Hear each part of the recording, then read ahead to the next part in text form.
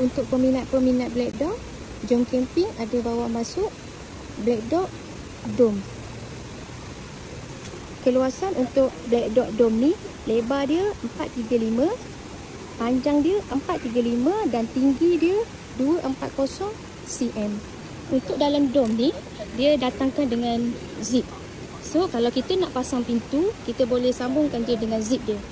Untuk pintu dome ni, kita ada di bahagian kiri, di bahagian kanan dan di bahagian hadapan. Di penjuru dome pun ada poket untuk letak aksesori lah, macam kunci ke, apa ke, kabel, wayar, ada. Dekat bahagian atas ada hook lah untuk kalau nak gantung lampu.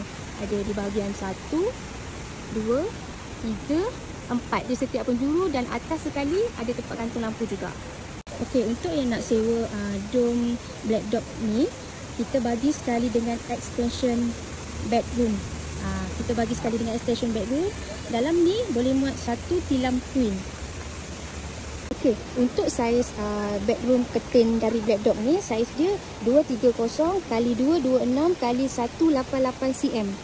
Cara sambungkan dia dengan dome hanya masukkan zip saja. Nampak tak? Dia masukkan zip saja di setiap ujung sini sampai ujung sana. Kemudian masukkan pull dalam dia punya yang di bahagian tengah ni dan pacatkan saja di bahagian tanah. Hanya satu pull saja diperlukan untuk pasang bedroom. Kita akan bagi sekali dengan ground sheet untuk lapik di bawah bedroom. Yang ini di bahagian hadapan dengan dome. Ini zip dia. Ni zip dia. So kalau kita nak buka, just kita buka macam ni saja. So terpisahlah bedroom dengan dome. So kalau nak pasang, masukkan je balik. Dia ada satu pintu di bahagian hadapan. Nampak pintu dia. Okey, ini bahagian dalam bedroom lah. Kuasaan untuk dalam bedroom ni boleh muat 1 tilam queen. 1 tilam queen ataupun 1 tilam king. Ada poket untuk isi kabel, untuk isi charger. Ruang pengudaraan, yang ni tingkap boleh buka. Ada ruang pengudaraan kiri dan kanan.